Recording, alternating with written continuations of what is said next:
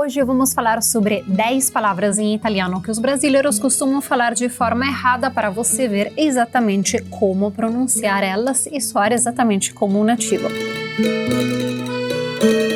Se você não me conhece, eu sou Giulia Nardini, seja muito bem-vindo por aqui. Eu me mudei para o Brasil quando estava no final da faculdade, foi quando eu aprendi português. Eu quero ensinar para você o meu idioma, assim como com os brasileiros eu aprendi português. A primeira palavra é ghiaccio. Eu percebo que normalmente ela cria problemas porque as pessoas pensam em português, simplesmente. E não é por não saberem pronunciar corretamente os dois sons, tanto ghià quanto cio. Então não olhe para como ela está escrita, só ouça ghi. O som ghi, que em português você escreve com G-U-I, a gente escreve com G-H-I, mas é exatamente o mesmo som, ghi. E no final você tem cio, que é o mesmo ch da palavra tchau. Vamos juntar tudo? Ghiaccio. Tem até uma pausinha, porque temos dois Cs. Quando temos duas consoantes duras, temos uma pausinha. Ghiaccio. A segunda palavra é bruschetta. E eu acho que ela cria problemas tanto pela forma em que ela está escrita, quanto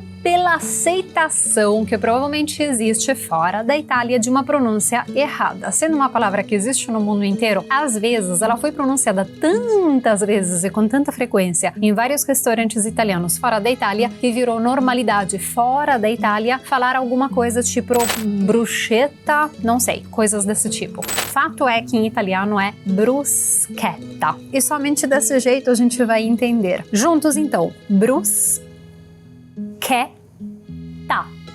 Temos dois T's, consoante explosiva, dura, então tem uma pausinha. Bruschetta. Bruschetta. A terceira palavra é tagliatelle. Tagliatelle. Vou pedir para você vir comigo e começar pelo final. Le. Telle. Telle. Pense que está escrito te e separado le. Telle. Iatelle. Tagliatelle. Quarta palavra, eu juro que eu não fiz de propósito, mas continua sendo comida. Provavelmente por ser algo que justamente existe frequentemente fora da Itália, muitas vezes é pronunciado de uma forma errada e acaba parecendo aceitável inventar pronúncias que na verdade na Itália não vão ficar compreensíveis. Prosciutto. Que na verdade assim, não é tão complicado. Chu. Pense que é chuchu. To. Pausinha antes do T, porque é uma consoante dura, explosiva, então precisamos, com dois T's, precisamos da pausinha. Prosciutto. A quinta palavra quase todo mundo conhece no Brasil, mas sem saber que além de ser um tipo de pão, também significa, e na verdade o significado principal é chinelo. Ciabatta é literalmente chinelo. Chinelo não havaianas, porque havaianas a gente chama de infradito, por ficar no meio dos dedos, mas o chinelo que tem uma faixinha só. O chinelo em italiano é ciabatta, que também é o nome do pão. Então vamos falar direitinho ela. O que acontece aqui? Temos dois T's, então temos uma pausinha. Vamos começar pelo final. Tá. E depois temos o cha, que é o mesmo tchau do tchau. Vamos juntar tudo. Ciabatta.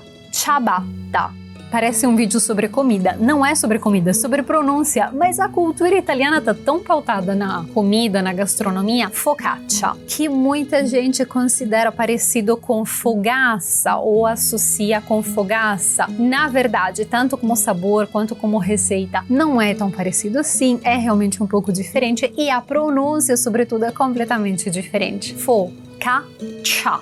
Temos esse tchá final como se fosse um TC, que é o mesmo tchá do tchau. Juntos, então, começando pelo final. Tchá, accia, focaccia.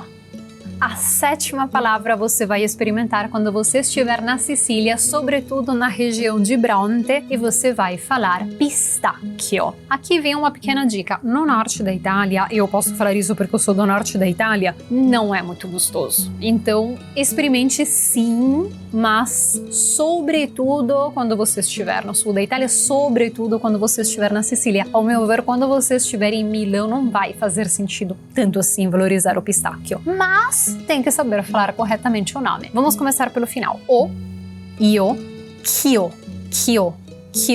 k, como se fosse um que. Chio. Para criar o som que, se vocês em português utilizam que, o i, a gente em italiano utiliza CHE, mas o som é idêntico. São somente duas formas diferentes de escrever o som, é realmente idêntico. Chio, chio. Temos dois Cs, então tem uma pausinha. E chio, chio, chio. Vamos juntar tudo? Pistacchio, pistacchio, pistacchio.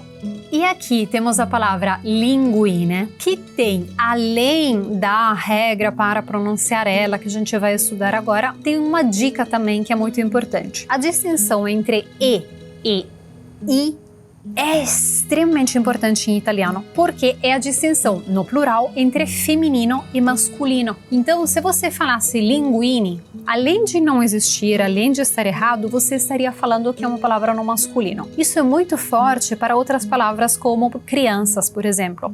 O masculino de meninos é bambini, o feminino é bambine.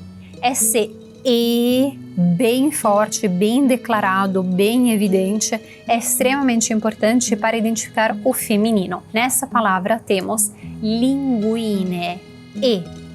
Você tem uma vibração bem aqui. Linguine, e.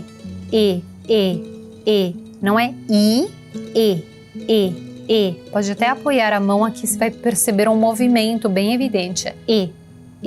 Linguine. Nossa nona palavra é tiramisu. Tiramisu eu coloquei para você, sobretudo por conta do ti, que não é um detalhe em italiano. Se você pronunciar ti, sem menor sombra de dúvida, qualquer italiano vai entender letra C, exatamente como ciao, ciao, ciao. Letra C. E no caso do tiramisu, pode parecer cômico, mas realmente a gente tem muita dificuldade em imaginar que alguém que está falando ti, na verdade está querendo dizer ti. Eu entendo que no Brasil possa parecer quase ridículo, parece que a gente está fazendo de propósito. Eu juro para você, eu demorei muito tempo. Na verdade, eu não consegui entender isso até estudar português. Até o momento em que eu aprendi português no Brasil, até aquele momento eu não conseguia entender que quem falava ti estava querendo dizer ti. Às vezes é porque a gente é meio lento, tenha paciência conosco. O fato é que precisa pronunciar tiramisu. Não somente por conta da regra, mas é porque senão as pessoas realmente não vão entender. E eu quero que você experimente tiramisu pra caramba quando você estiver na Itália, porque é muito gostoso. Tiramisu.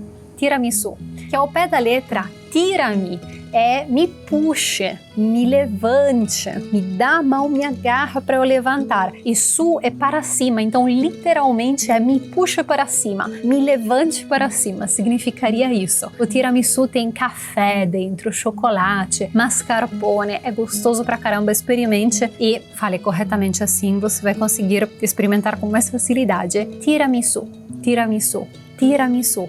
A 10ª e última palavra é uma história. Além de ser uma palavra que eu vou explicar para você como pronunciar, é uma história. Lá estava eu na Itália, não fazia a menor ideia de nada do Brasil, língua portuguesa, não conhecia o Brasil, não sabia nem direito onde ficava o Brasil, de verdade não sabia literalmente nada. E conversei com um dos primeiros brasileiros, era um grupinho na verdade de brasileiros que estavam passeando pela Itália. E um deles me explicou por quais lugares ele já tinha passado. Até que chegou uma hora, ele estava falando em italiano, mais ou menos eu estava entendendo o que ele falava, até que chegou um momento em que ele falou que ele tinha passado em italiano, sono andato a Roma. A frase em si está até correta, significa eu fui para Roma. E eu lembro que eu respondi para ele, é em Grécia, que seria fica na Grécia. Ele deu risada, meio que mudou de assunto, a coisa ficou confusa.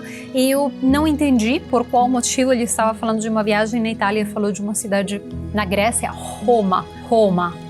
Só pode ficar na Grécia, não sei, não imagino onde poderia estar essa cidade, mas eu imagino que fique na Grécia. Dias depois eu descobri que na verdade ele estava falando Roma. E eu fiquei extremamente confusa. Anos depois, quando aprendi português, consegui entender que temos uma forma diferente de pronunciar o R. Então, de coração, eu estava fazendo o impossível para entender aquela pessoa. De verdade, eu estava me esforçando e realmente eu não conseguia entender. Não é por maldade. Às vezes a gente não consegue entender. A gente é rígido, a gente é lento, a gente é tonto. Não sei. O fato é que a letra R em italiano é R. tem uma vibração que fica aqui atrás dos dentes. Como que você vai fazer essa vibração? Você vai treinar ela. Você pode falar a palavra tré várias vezes e você vai perceber onde que fica a sua língua. Se você falar agora para mim, tré, que significa 3. Tente repetir várias vezes, você vai sentir onde fica a sua língua. Tré, tré, tré, tré, tré, tré, tré, tré, tré, tré, tré, tré. Se você repetir muitas vezes em voz alta, tré, tré, tré, tré, tré, tré, tré, tré, vai criar essa vibração que aos poucos vai ficar automática. É um músculo, então se você repetir por dias e semanas e meses, chega uma hora que é automático. Nos primeiros momentos, obviamente, não vai sair. Mas o número 3 você sabe falar em português. 3. Quando você fala 3, você está colocando a língua exatamente no lugar certo. Não se trata só de repetir tré, muitas vezes tré, tré, tré, tré, tré, tré, para chegar ao som rrr, e falar Roma. Parabéns por ter estudado hoje também. Se inscreva aqui no canal para você sempre receber as notificações quando aparecem novos materiais. Continue estudando italiano, continue treinando pra caramba, sobretudo em voz alta, curtindo a sua voz em italiano e até a próxima vez.